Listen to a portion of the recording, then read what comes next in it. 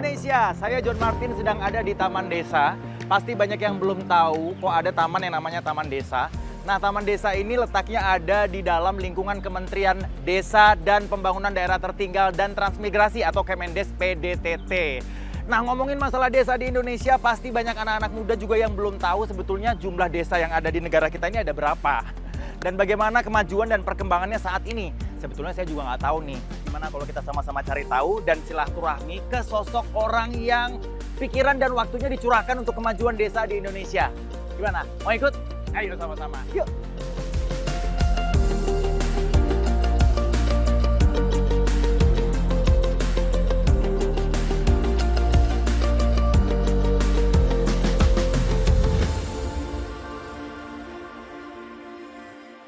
Nah, ini dia yang tadi kita bicarakan. Pak, apa kabar, Pak? Alhamdulillah, baik. Bapak sehat. Menteri Desa dan Pembaruan Menteri Desa, Pembangunan, Daerah Tertinggal dan Transmigrasi. Jadi ada 3 ya.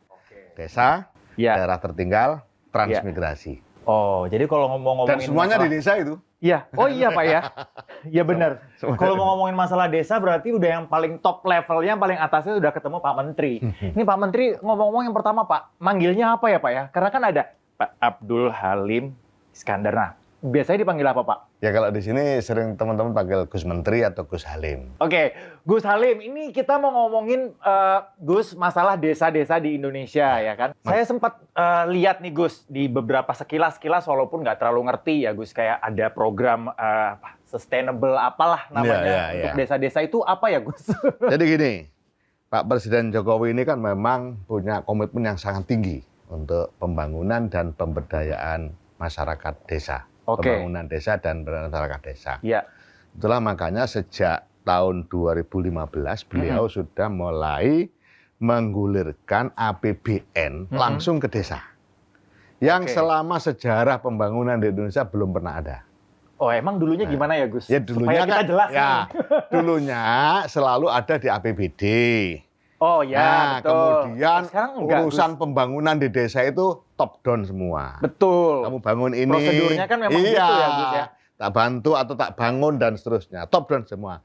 Hari ini untuk desa hampir 100% bottom up. Mereka kelola sendiri, perencanaan sendiri, melibatkan warga masyarakat dan seluruh komponen warga masyarakat terlibat. Artinya sejak Pak Jokowi, Pak Presiden meluncurkan dana desa, warga desa, perangkat desa, kepala desa dituntut untuk mampu mengelola duit yang digulirkan dengan memanfaatkan sebaik-baiknya untuk kemaslahatan dan kesejahteraan masyarakat.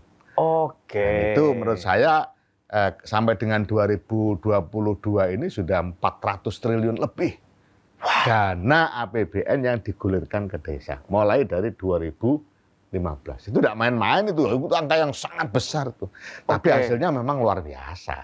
Oke. Sebelum kita sebelum kita ke hasilnya Gus, berarti tadinya adalah semuanya dari atas, terus turun ke bawah. Jadi yang bawah cuma pelaksana doang. Itu sekarang ternyata yang dari bawah sudah bisa mengkonsep, menggagas dan lain sebagainya, bekerja dan menggunakan dananya sendiri. Iya. Nah terus itu nggak lewat APBD lagi, Gus. Jadi dananya. Konsepnya masih lewat APBD, namanya TKDD. Oke. Ya. Melalui transfer ke daerah. Ya. Tapi mereka sudah punya hak. Jadi meskipun lewat kabupaten melalui konsep TKDD, tapi sudah ada plotting. Nah, awal-awal itu prosesnya tahapannya melalui kabupaten atau kota. Sejak pandemi Covid langsung APBN langsung ke desa. Jadi langsung ke rekening desa, tidak lagi ke rekening kabupaten. Meskipun konsepnya masih TKDD, tapi kabupaten cukup memberikan surat kuasa kepada KPPN untuk mencairkan dana APBN ke desa-desa seluruh Indonesia. Tahun ini saja 2022 itu 68 triliun. Tahun kemarin lebih bagus lagi, 72 triliun. Kenapa tahun ini turun? Ya karena kondisi, ya COVID dan lain-lain. Harus semua kan bukan hanya desa, kementerian dan semua dilakukan efisiensi karena untuk kepentingan penanggulangan COVID yang luar biasa ini dan semua tahu Indonesia cukup bagus penanganan COVID-nya. Betul. Berarti semua adalah tanggung jawab sekarang dipegang oleh Kementerian Desa dan Pembangunan Daerah. Semua kementerian. Kementerian. Nah, Kementerian Desa ini tugasnya adalah melakukan guidance dan monitoring terhadap penggunaan dana itu. Nah, disitulah kemudian Pak Presiden pada saat saya dipanggil untuk mendapat amanat sebagai Menteri Desa, beliau menyampaikan 2 hal. Yang pertama, beliau mensinyalir bahwa dana desa tahun 2019 waktu itu disinyalir oleh Pak Presiden masih lebih banyak atau cenderung dirasakan oleh elit. Belum dirasakan oleh seluruh warga desa. Kurang maksimal ya? Iya. Nah, oleh karena itu saya diminta agar bagaimana caranya dana desa ini kehadirannya dirasakan oleh seluruh warga, bukan hanya oleh kelompok elit desa. Yang kedua, Pak Presiden memberikan arahan agar dana desa ini prioritas utamanya 2. Pertumbuhan ekonomi, peningkatan SDM. Nah, di sini ini kunci. Sehingga dana desa memang tidak boleh tidak hanya digunakan 2 hal ini. Apapun bentuknya, fisik, non fisik, itu harus mengarah kepada dampak pertumbuhan ekonomi maupun dampak pada peningkatan sumber daya manusia. Nah, rinciannya banyak, termasuk ketahanan pangan, desa aman COVID, dan berbagai macam desa bebas stunting, desa. Itu sudah ada semua, Gus, desa-desa itu? Sudah berjalan. Nah, dari situlah ini cerita latar belakang lahirnya yang disebut SDGs tadi yang saya tanya SDGs desa. Nah, kepanjangannya apa itu, Gus? Sustainable Development Goals. Nah, dengan Sustainable Development Goals yang digagas oleh 193 negara anggota PBB membuat komitmen itu global ya? Global. Sustainable Development Goals. Dengan satu ikon, no one left behind. Tidak boleh ada satupun yang terlewatkan. Nah, ini nyambung. Pak Presiden menghendaki agar dana desa dirasakan kehadirannya oleh seluruh warga desa. Ya berarti kan no one left behind. Tidak boleh ada satu warga desa pun yang tidak tahu dan tidak merasakan kehadiran dana desa. Nah, disitulah kemudian saya review kembali perjalanan SDGs global yang kemudian di Indonesia itu oleh Pak Presiden dipayungi dengan Perpres Perpres 59 tahun 2017. Judulnya Percepatan Pencapaian Tujuan Pembangunan Berkelanjutan.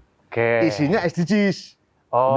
Tapi level nasional dari global ditarik oleh Pak Presiden dengan Perpres pada level nasional. Nah, dari situ saya tarik lagi, saya turunkan lagi pada level desa. Saya simpan dulu nih dari SDGs kita yang sampai ke level desa, karena saya penasaran sebetulnya ini contoh konkretnya, apakah sudah ada desa-desa yang seperti ini dan di mana lokasinya? Karena saya langsung kepo pengen tahu, ini apakah cuma wacana atau cuma teori, tapi aplikasinya gimana? Tapi sesaat lagi ya Gus ya, kita break dulu sebentar, napas dulu karena saya harus mencerna semuanya dulu nih pemirsa. Kayak langsung, wah banyak banget informasi yang baru saya tahu hari ini. Makanya jangan kemana-mana ya, kita segera kembali habis yang satu ini.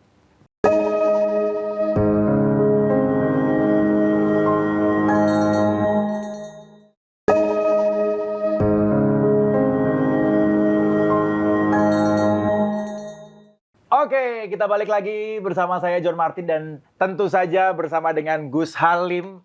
Nah Gus, ini sekarang kita ke pertanyaan ringan dulu yang simple, tapi sebetulnya kalau buat saya sih ini cukup memancing keingintahuan mungkin masyarakat dan juga anak-anak muda mungkin ya. Yang pertama nih, pertanyaan pertama. Waktu tahun 2019 ya pertama kali, tahun pertama menjabat ya Gus ya. Waktu nyemplung pertama kali, apa masalah yang paling besar waktu pertama kali nyemplung ya Gus ya? Ternyata yang diidap atau diderita oleh semua desa di Indonesia kebanyakan gitu. Masalah paling besarnya apa, Gus? Ya tadi sudah saya sebutkan. Masalah yang paling besar adalah hampir semua tidak tahu bahwa masalah sedang dihadapi. Oke, nggak sadar punya masalah. Iya. Jadi masalah pertama yang diselesaikan untuk menyelesaikan masalah adalah kita harus menyadari bahwa kita sedang punya masalah. Oke. Padahal masalahnya banyak, tapi kan nggak sadar kalau sedang punya masalah, akhirnya nyantai-nyantai aja. Nah, mayoritas masalahnya apa? Mayoritas masalahnya adalah tidak tahu apa yang harus dilakukan. Kenapa tidak tahu? Karena tidak tahu bagaimana kondisi objektif yang ada di desa. Oke. Misalnya sekarang ditanya kepala desa, ya, Pak Kades, berapa penduduk sampean? Jawaban nggak tahu, Gus? Kira-kira. Hah? Nah, ya karena mereka selalu mengandalkan informasi statistik, padahal dinamika penduduk kan berubah-ubah tiap hari. Iya. Selalu jawabnya kira-kira. Nah sekarang saya selalu ngomong kepala desa. Kepala desa yang canggih adalah ketika ditanya, Pak Kades, berapa jumlah penduduk sampean? Jumlah penduduk saya 2.341 data 2 hari yang lalu. Wah itu canggih. Itu caranya bagaimana? SDGs. Ada di situ. Oke. Ada. Semua ada. Makanya data mikro. Bukan hanya jumlah. Nama. Bukan hanya nama. Siapa yang miskinnya ekstrim. Bukan hanya siapa yang miskin. Siapa yang berpenyakit kronis menahun. Ada semua di situ. Oh, jadi profilnya aja sampai keluar ya semua? Sampai keluar semua. Dan hari ini sudah mulai bisa dibaca. Dan itu bukan hanya data. Sampai rekomendasi. Langkah-langkah apa yang perlu ditempuh. Ya. Itu sudah juga muncul karena kita kelola dengan artificial intelligence. Oke. Nah, namun ini yang selalu saya kasih catatan. Ya. Ini adalah data kuantitatif. Oke. Harus selalu dikomunikasikan, didiskusikan dengan data-data kualitatif. Apa budayanya bagaimana?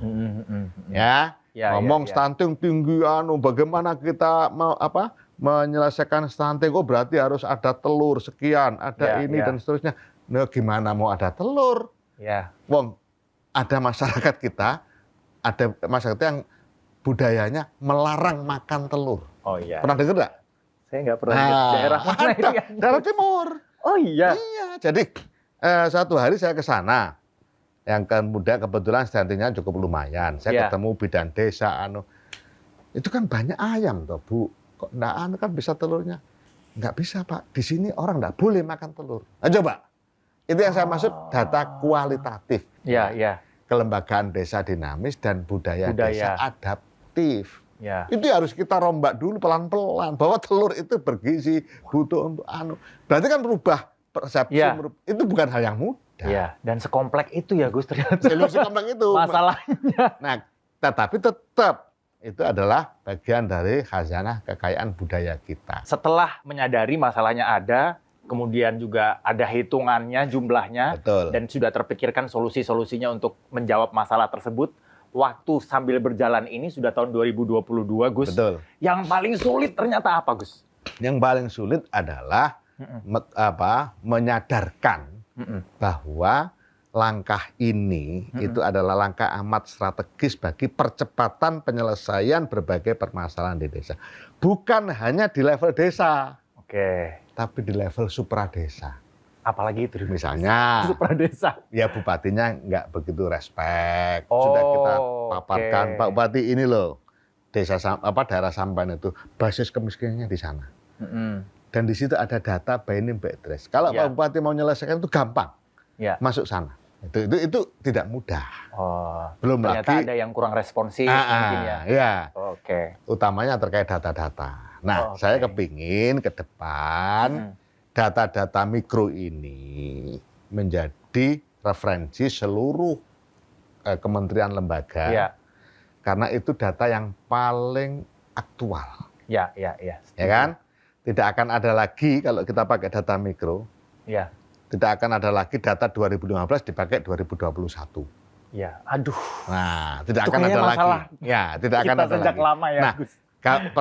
Kalimat pendeknya, kalau mau tahu tentang kondisi warga desa di Indonesia, tanyalah desa. Desanya sendiri ya. Iya.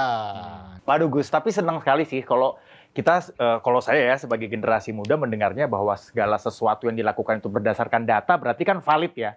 Maksudnya permasalahannya memang ada, real, kemudian solusinya valid dan update. Betul. Nah, itu penting. Betul. Up to date ya. Jadi solusi yang dipikirkan juga langsung menyentuh masalahnya. Jadi dananya bukan membangun sesuatu yang tidak menjawab apa-apa, tapi menjawab permasalahan.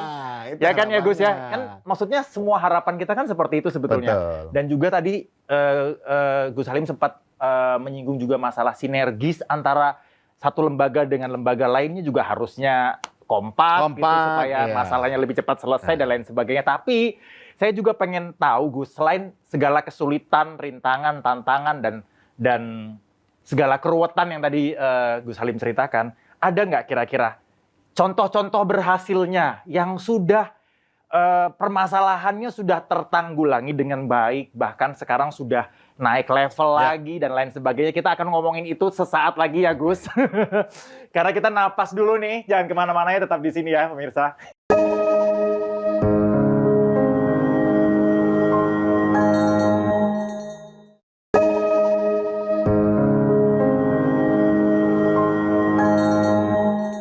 Ya, kita balik lagi masih bersama saya John Martin dan Pak Menteri Gus Halim pastinya.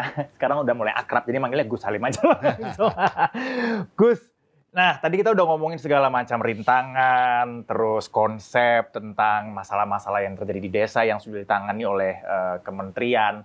Nah sekarang kita langsung pengen tahu aja Gus, kira-kira yang sudah berhasil itu yang bagaimana gitu, terus progresnya dari sejak pertama ditemukan 2019 sampai 2022 itu gimana? Apakah memang sama seperti pikiran saya, desa-desa yang maju itu masih didominasi di desa daerah Jawa, Pulau Jawa misalnya gitu? Apakah yang, mohon maaf nih teman-teman nih, yang agak jauh ke sana, misalnya area Indonesia Timur atau Indonesia yang masih susah transportasinya, apakah juga sudah bisa menikmati kemajuan-kemajuan yang sama atau gimana ini, Gus? Jadi kalau pertanyaan itu jawabannya sederhana. Nah, gimana?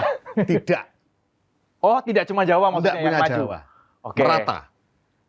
Paling tidak dua hal yang akan saya ceritakan dalam konteks ini. Yang pertama, kita ada lomba promosi desa wisata Nusantara. Sudah? Sudah, oke. Awalnya pada saat kita launching lomba promosi desa wisata Nusantara, itu yang dari luar Jawa, teman-teman itu agak meragukan. Ini nanti kan Jawa semua yang akan menang. Saya bilang enggak. Jawa dan Bali. Iya, enggak, jangan khawatir. Karena ini sudah tidak dibatasi oleh ruang dan waktu. Karena pakai IT. Ya. Dan terbukti, pertama itu dari 30 pemenang itu merata seluruh Indonesia ada. Bahkan ada yang sama sekali saya tidak menduga. Oh ternyata bagus banget desa wisatanya. Itu desa wisata tadi ya, berarti sudah merata. Kemudian yang kedua, pada saat kita memperingati Hari Perempuan Desa Sedunia. Perempuan desa? Perempuan Desa Sedunia. Ini banyak orang belum tahu bahwa tiap tahun itu ada yang namanya Hari Perempuan Desa Sedunia. Nah, kita kemarin memperingati, tiap tahun kita peringati.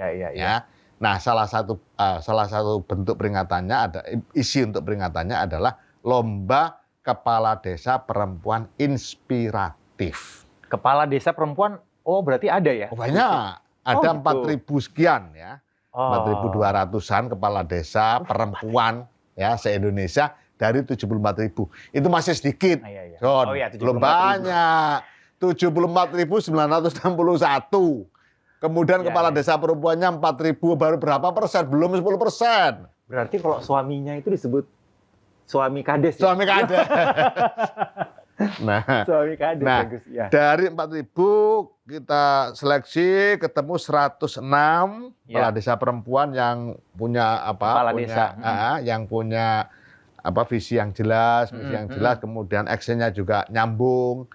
Dari 106 didalami wawancara, diwawancarai pakai Zoom, virtual dan seterusnya, akhirnya muncul 20. Finalis 20 nih finalis ceritanya. Yang melalui Zoom. Nah, dari 20 ini didatangi. Jadi bukan hanya Zoom, tetap dikunjungi desanya. Untuk diverifikasi kesesuaian antara wawancara dengan fakta lapangan. Untuk diambil 10. 10 finalis terakhir ya. Akhirnya kita menangnya 10 besar. Nah, dari 10 besar itu John, Jawanya cuma 2. Oh gitu, Gus. Yang luar Jawa. Daerah Jawa cuma 2 nih? Cuma 2, Jawa Timur dan Jawa Tengah. Oke.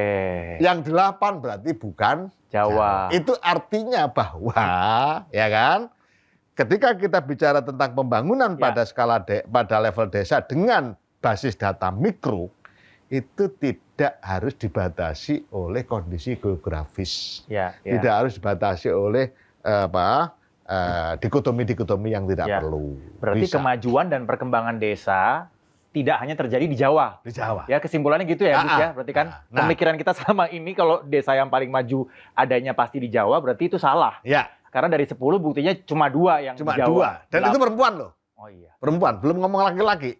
Iya. Belum ngomong laki-laki, perempuan. Nah, wow. Salah satunya bahkan masuk peringkat ketiga. Apa ini? Itu dari Papua, dari Kabupaten Sarmi. Oke. Coba, siapa yang bisa bayangkan bahwa di sana ada kepala desa perempuan inspiratif yang bisa membangun desa dengan bagus? Wow, saya mau tepuk tangan ini jadinya. Nah, banyak lagi yang masih bisa diomongkan. Kalau mau bicara tentang percepatan pembangunan desa, teman-teman generasi muda, silakan datang ke sini. Kita buka, kita tunjukkan bagaimana percepatan pembangunan desa dan luar biasanya desa hari ini. Nih terakhir Gus, kira-kira yang mau disampaikan terkait semua yang tadi kita bahas dan juga mungkin ada harapan dari Gus Halim untuk desa-desa yang sedang berjuang mungkin untuk mengatasi masalahnya dan sebagainya, apa kira-kira Gus? Ya, yang satu hal yang terus saya sampaikan ke seluruh masyarakat, warga, semua level, kemitraan dalam pembangunan desa. Nah, kemitraan itu jangan hanya diartikan institusional, personal pun penting. Misalnya John, sekarang jangan lupa John dari desa.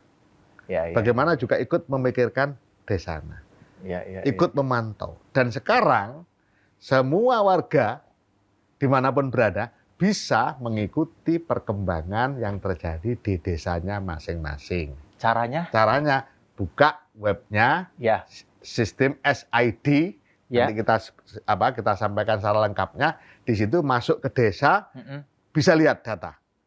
Kemiskinannya bagaimana. Seriously? Serius. Ada semua di situ? Iya, tapi tidak bisa lihat by name, by address. Karena tadi saya bilang, by name, by address itu kewenangan wali data. Siapa wali datanya? Kepala desa.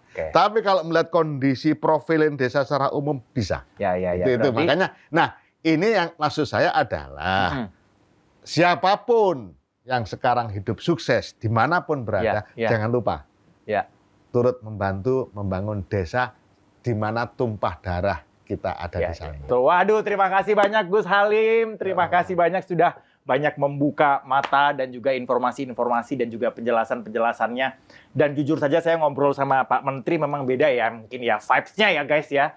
Kayak langsung berapi-api gitu. Kayak, oh iya ya. Kenapa baru kepikir ya? Terima kasih banyak. Sama-sama, John. Semoga sukses semua programnya, masih ada sampai 2024 ya Gus ya. Terima kasih banyak Bapak Menteri Desa dan Pembangunan Daerah Tertinggal dan Transmigrasi Republik Indonesia. Kita berikan tepuk tangan dulu. Wow. Terima kasih Gus.